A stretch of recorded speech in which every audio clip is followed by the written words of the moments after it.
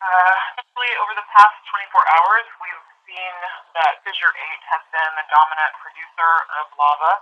That is the same one that was active yesterday, overnight, that produced the lava flow that went through the eastern edge of Leilani State. And overnight, the flow was, or that fountain, the lava fountain from Fissure 8 was reaching heights of 200 feet. And it was feeding a flow that was traveling to the northeast, and that it was overprinting the lava flow that had inundated Leilani Estates on the night before. It crossed Pohoiki Road at 5 a.m. this morning, and we have crews out there right now tracking the advancement of that flow. It is moving across the PGV access road, so it's continuing its advancement towards the northeasterly direction. There's also been some volcanic glass and other material that are being blown downwind from that high fountain at Fissure 8. And there were reports of Pele's hair falling in Pahoa. It's important that people realize that the stuff that might be falling from the sky, especially in Pahoa, is volcanic glass, and they can cause skin and eye irritation, similar to volcanic ash. These are really sharp pieces. They can poke into your skin. So just be aware that if you're sensing that there's little rocks falling from the sky or pieces of volcanic material falling from the sky, that you should just be cautious of those. Don't rub it onto your skin because it can kind of embed in your skin and irritate you. Maybe rinse your skin off with water if you encounter pieces of volcanic glass falling from the sky. Also, the volcanic ash, the gas emissions rates from the fissures still remain high, and I'm hoping that we'll get a report on the weather, but trade winds are reported to start coming back in a few days ahead, so hopefully that will mean the fog and the falling of volcanic glass from the sky will switch directions and not impact people into Pahoa and other areas to the north. Then going up to the summit, ash has been continuously kind of erupting from the vent within Holly Mountain Melt crater, and at 1:56 a.m., there was an explosion that sent ash to 15,000 feet above sea level. The ash cloud rose pretty much vertically and then drifted only a little bit to the northwest because the winds were very calm. And the explosion was reported by residents in Volcano because, well, there were also some incandescent blocks that were thrown out of the vent and landed in Holly Mountain just along the edge of the crater rim. That's my update for today. Aloha all. My report today is pretty much status quo. Park remains closed, 2/3 of it, and today is day 19 of the park closure. I was at a meeting prior to this one where our facilities maintenance chief gave an update on some of the earthquake damage that has occurred. Right now, the entire park is without water in the Kilauea sector. It's unknown how many number of damaged water lines there are. There are at least 8. 6 have been repaired, but there could be more. And we don't know when we're going to be able to turn the water back on in the park. It's kind of like, when is this eruption cycle going to end? And we, since the earthquakes and seismicity remains elevated and ongoing, there seems to be little sense in fixing these very old pipes that keep getting damaged with the new earthquake cycle. There is also, as of last night, significant damage to Helena Poly Road, and 3 buildings have still sustained earthquake damage, which include the Jagger Museum, the USGS Hawaiian Volcano Observatory, as well as the Visitor Emergency Operations Center. And that's all I have today. All right, good morning everyone from Hawaii.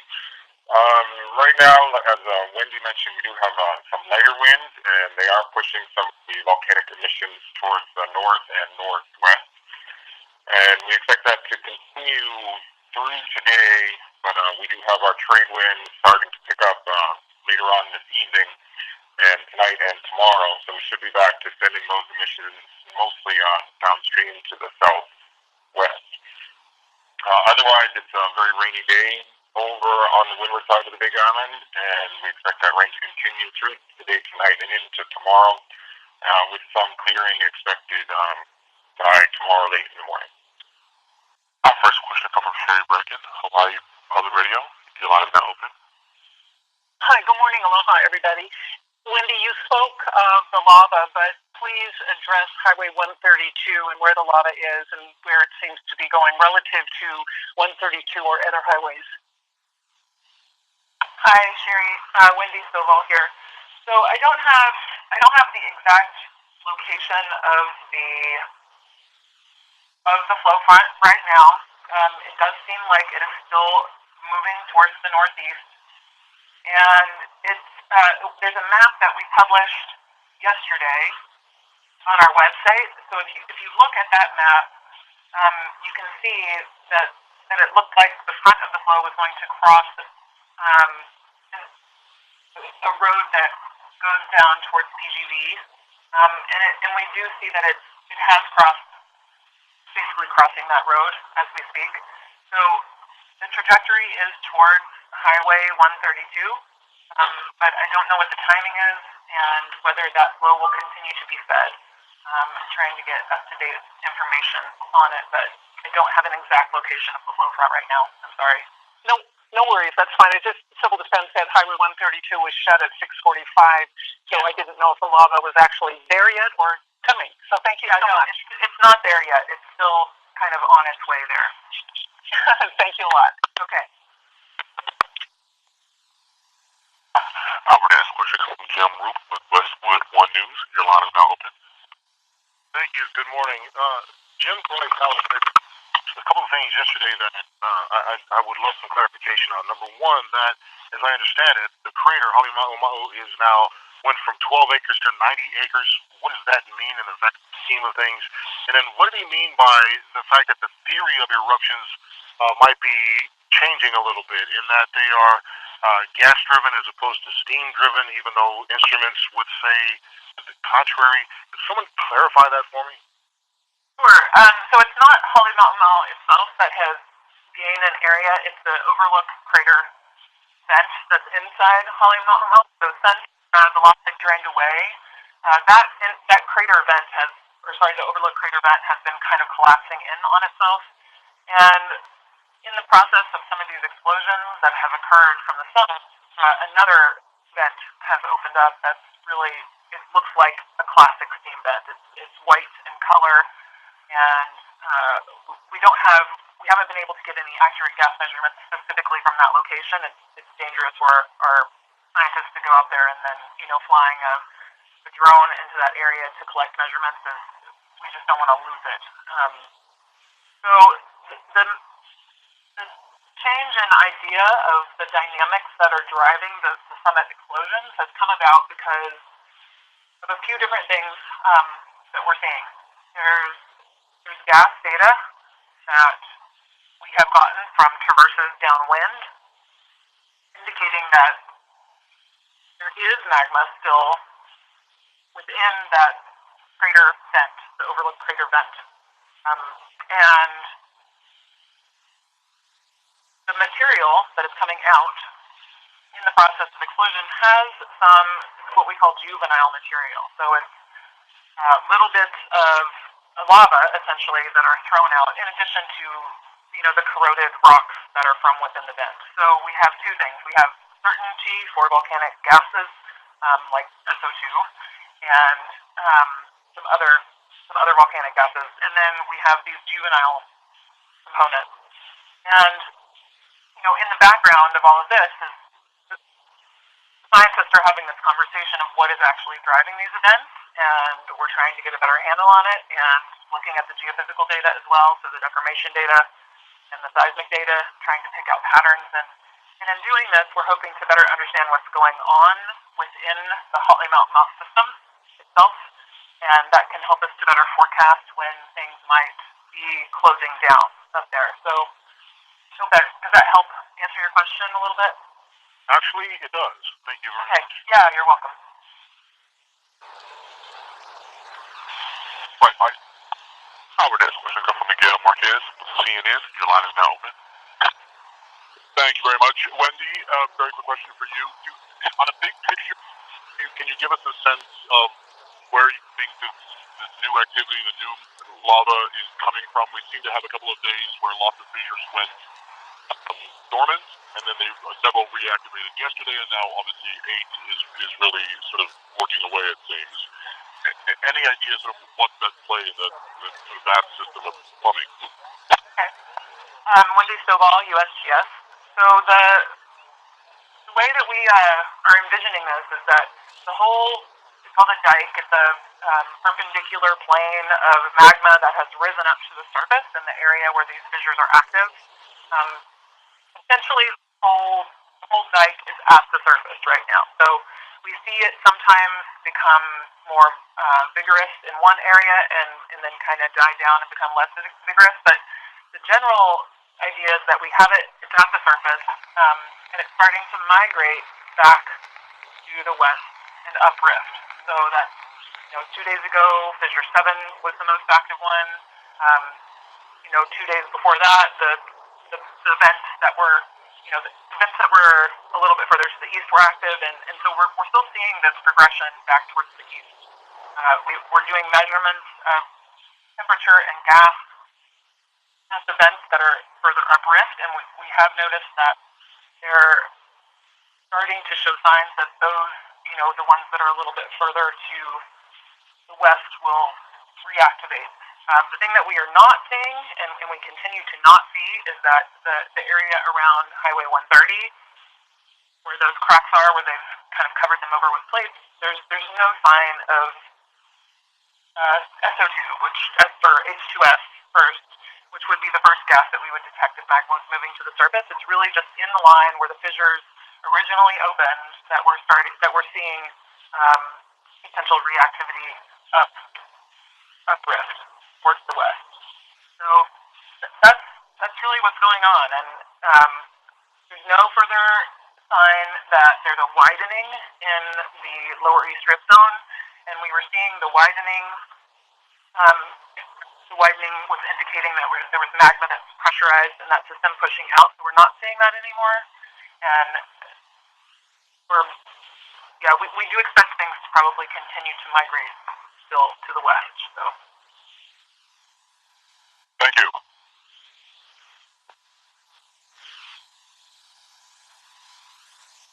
Our next question comes from Michael Phillips with Boys Weather. Your line is now open. Hi, my question is for the National Weather Service. It looks like in the light winds yesterday, a pyrocumulus cloud formed, creating an isolated thunderstorm over the Atlantic States. Are you seeing more things like that popping up, and is the volcano eruption driving any weather on the Big Island or throughout the state with all the aerosols just pumping in the air? I didn't see anything in our lightning detection network yesterday for any thunderstorms over there, but we have seen pyrocumulus, especially coming out of on the East Rift area. If you look at the plumes coming off of that, you'll see the pyrocumulus forming at the top of those plumes. But we haven't seen anything large enough to produce thunderstorms. We do have, of course, a lot of aerosols in the air. On the other side of the island in Kona, it's very hazy over there with visibility below or at 5 miles with the all the particulates in the air that kind of traverse down from the crater around the island to the southwest and then come up and around and affect the leeward side of the island. For the smaller islands, we haven't had the right wind direction to bring any of that towards the smaller islands, which is good for the rest of the state. And we're in a good part of the year where trade winds do continue for most of the time here. We rarely see interruption in the trade. So hopefully that continues during this event. Thank you.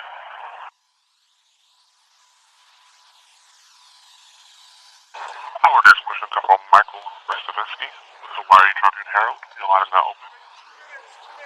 Thank you. This one's for Wendy again. The lava lately has been obviously a little bit faster than it has been in the past. I think around a couple hundred in an hour. I was wondering if you might comment on what factors are driving that speed increase, and whether it would be plausible for it to get still faster in the future. Hi, Wendy Stovall, USGS. So we've seen a couple of different things happen, especially over the past 48 hours. The lava that moved through Leilani Estates that was reported to 10 lots in 10 minutes was a result of a breakout of a ponded area. So when lava builds up these ponds, creates sides for itself that hold a big body of lava, it remains hot, and that lava remains still very fluid in nature.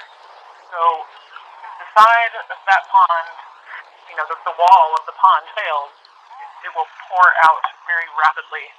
And so that was what happened in the 10 lots in 10 minutes scenario. Channelized lava flows, there have been channelized lava flows. Prior to that, we started to see when things ramped up a little bit over a week ago, and those were moving down to the coast. And we believe that those flows were probably moving similarly as fast as the ones that have been recorded this overnight and some yesterday. So it's just really a process of how the lava is contained for how fast it flows. The ones that have been moving from Fish Gate today and today have been channelized, and they've been going more towards that northeasterly direction. So the slope is not as great as it was going down to the coast. Perhaps we even had faster flow rates going down to the coast. It was very hard for us down to measure that because of the sulfur dioxide hazard present. We didn't want to put anyone downwind with that for long periods of time. But we have finally been able to get these calculations of some of these channelized flows, and Fissure 8 is really the dominant direction of flow is to the northeast, and so we have been able to get those measurements. The lava coming off of those fountains is very hot. We had high temperature measurements from them several days ago. We don't think that the temperatures have gone down significantly, and because it's hot, it just is allowed to stay more fluid and flow more freely, and that's why we're seeing those higher flow rates. All right, thank you. Next question comes from Rosemary Otto with Honolulu Star Advertiser. Your line is now open. Hi, this message, this question is for Wendy. Just stepping back a little bit where you mentioned there were some incandescent blocks that were thrown and landed on the edge of the crater rim. Can you please expound on that? Can you quantify how many blocks were thrown in that explosion?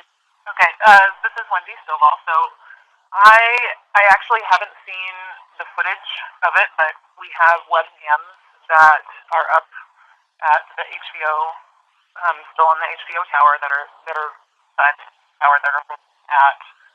Hollywood. So after the eruption happened last night, one of our scientists that was on watch combed back through those images and noted that there are white blocks. They are, when they're white, they're incandescent when they show up in the cameras. And the reason why they're incandescent is because we're now, changing our frame of reference, and these magmatic gases, as they're streaming through the vent, are very hot, and those are continuing to heat the blocks that are in the walls of the vent. And so when the explosions happen, it throws out those hot blocks, and we can see them in webcam imagery, especially overnight. It's very easy to see them overnight. Thank you, Wendy. I just want to note that we're hopefully going to be able to install a thermal camera to better quantify and note when those incandescent blocks are being thrown out, and also how far they're reaching. So without putting anyone in harm's way to go out on the crater floor and measure those things, we should be able to see how many there are and where they're landing, and hopefully we'll have some more detailed information once we get those cameras in place. Great. Thanks again. Our next question comes from Heidi Chang. Your line is now open. Thank you. Aloha. I have a question for Wendy. Wendy, in the past you've talked about how lays have been an ongoing phenomenon. My question is about Pele's hair. How frequent is it? Is it rare, or how often do you see it falling? And could you describe it a little bit more, how it's created, and when it falls, how dangerous is it, and how it can affect people? Thank you. Hi, this is Wendy Stovall. So, Pele's hair is something that occurs in fountain eruptions, and I don't know if any of you have ever watched someone blow glass, or if you can imagine like blowing glass. So this is kind of what the fountains are doing. They're throwing up very hot, liquid rock into the air, which is volcanic glass, essentially. And when the pieces cool, as they're flying through the air, they leave these strands of, long strands of glass behind them. And those strands cool as the molten material is flying through the air. That's Pele's hair, those cooled strands of volcanic glass that are coming off of the fountain, usually off the tops of the fountain. Over the past 24 hours, people have started to notice it because the winds have shifted. And so even though we had high fountains earlier in this eruption, the trades were strong, and they were blowing things downwind or away from Pahoa, which is where we've had these reports of the Pele's hair. So that's formation process and why we haven't seen them until recently. I've done a lot of work in the field and have looked at deposits of Pele's hair, and if you put it in your hand and you crumbled it up, then it's like tiny little needles, so it would just poke into your skin, and that's really it's not specifically a hazard. It's not in a huge amount. There's not large quantities of Pele's hair falling from the sky. It just you might notice it falling on you, and you might see some little bits of what look like shiny little strings, or they almost look like spider webs. And they land on your skin. And if you rub your skin, just like if you were to walk in an attic that had fiberglass, if you were to rub your skin when you got that on your skin, then it would irritate you. And it's not going to cause you any, it's not going to hurt you for a long period of time. It's just going to be an irritant, a skin irritant. Or if it gets in your eyes, it will irritate your eyes. Thank you. You're welcome. Our next question comes from Denise Laitonen with USA Today. Your line is now open. Hi, my question is for Wendy. Wendy, I am looking at the map that was released by USGS yesterday. Earlier in the call, you mentioned that Fissure 8 has channelized lava and it's moving northeast. There's a path of steepest descent, blue line on the map that would take the lava across 132 and then downslope towards Beach Road, which is about 5 miles downslope. Are you seeing the lava stay true to that path of deepest descent, fast-moving channelized flow that's coming from Fissure 8? I actually haven't gotten an exact location for where that lava is going down, but to travel, we haven't seen lava flows that have reached distances yet, like down to the Beach Road area. So we can't even start to think about whether it would get that far. But we do know that it has crossed over the PGV access road, and that's just to the north. There's if you are looking at that map, there's a 1955 flow, and then a topographic high area. So it's going just kind of around that area. And has crossed the PGV road. So again, not exactly sure where it is right now. I can try to find out. My question was, what if the lava was following the path of deepest descent, if it was staying true to that, because it seems to be a little bit offset from the path of steepest descent right now. So a little bit to the south of it. Gotcha. Our next question comes from Michael Zabesky with the Hawaii Tribune Herald. Your line is now open. Hi, thanks again. Another one for Wendy. I know the composition of the lava, the more recent lava, has been newer lava rather than the stuff that's been sitting in the East Rift Zone for the past several decades. Can you update what the composition of the latest flow from Fissure 8 was now? We don't have a new number on that. I'm sorry.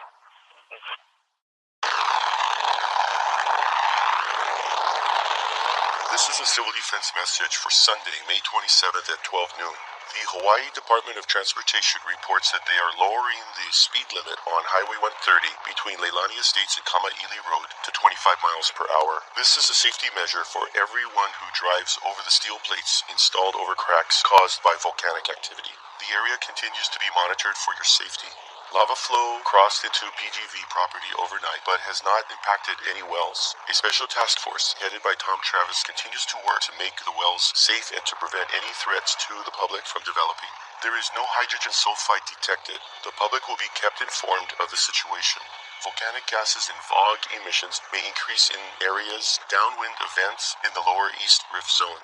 Due to volcanic activity and increased fog, the following policies are in effect. Take action to limit further exposure to volcanic gases and to prepare to leave the area with little to no notice. Due to southerly winds and heavy output of fog from the summit on Monday night, be prepared for possible increase in fog and volcanic gas levels in the Hamakua area, Lower Hilo, and Puna. We are on watch 24 hours a day for your safety. This is your Hawaii County Civil Defense Agency.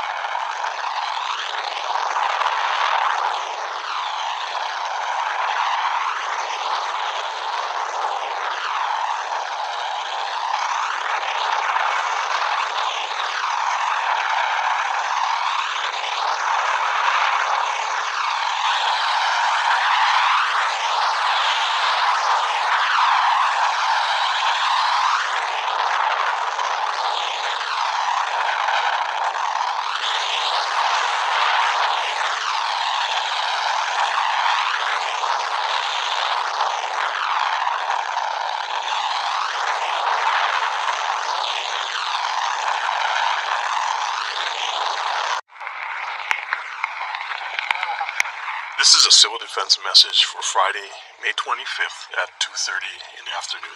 The Hawaiian Volcano Observatory reports that eruption activity continues in the area of Leilani Estates and Lani Puna Gardens. Fissures 7 and 21 are feeding a perched lava pond and Pohoihoi flow heading east toward Kaupili, Mohala, and Kahukai streets in Leilani Estates. Due to the active eruptions, the following policies are in effect. Any residents remaining in the current affected areas of Kaupili, Mohala, and Kahukai streets should leave now. Hawaii County Fire Department went door to door on Kaupili, Mohala, and Kahukai streets to check if residents needed assistance. The Pohua Community Center, Keau Community Center, and Sure Foundation Church are open. Shelters are pet friendly. We are on watch 24 hours a day for your safety. This is your Hawaii County Civil Defense Agency. Give it to the next person who needs it. It's got some with hammer, I don't know, whatever it's worth. 808. Did it calculate everything? No. Oh, good. Oh, good. Well, it's okay right now, you know. I've been on the south side, and that's the baddest side. What's that like right now? Just everything is just brown, dead. Yeah, From the real air. bad. From the air Yeah. and the ground. Yeah. Advise nobody to go in that section anyway, unless you have a house in there. But you gotta go in with a 4-wheel drive. You know, it's all volunteer work, yeah. Yeah, but I kept this neighborhood watch thing going because I was one of the founders for it. When it first started off, it was really bad. They said there were like close to 30 people coming in here and looting, and they caught maybe 1 or 2. Right now it's kind of cool down, you know. Just stay safe if you're out and about here, yeah, especially.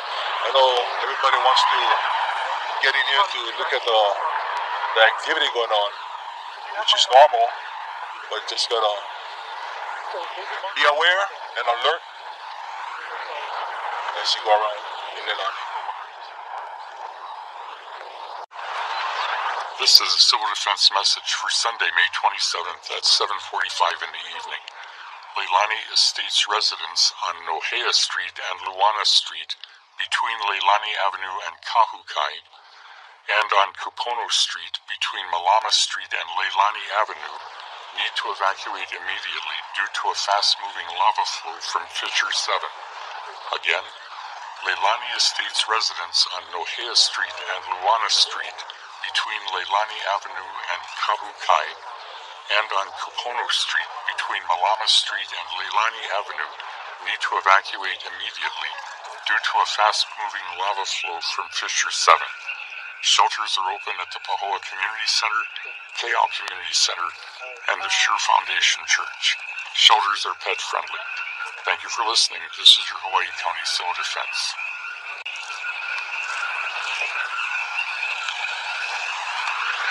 So in general, we have approximately 400 customers without power, primarily in the Leilani Estates and Lani Puna Gardens area.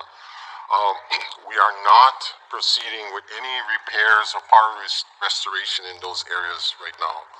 In fact, the last time I reported, our strategy was to go in and try and shore up and strengthen some of the poles and clear some of the down poles off the roadways. We are no longer doing that. When we were in the process of trying to do that, we had fissures become active again. We had emissions from some fissures, and our crews had to be evacuated quickly. So our strategy now is to keep them out of the area and keep them safe. Our primary mission is to keep you safe, but also to keep our personnel safe. So we're not responding in those areas.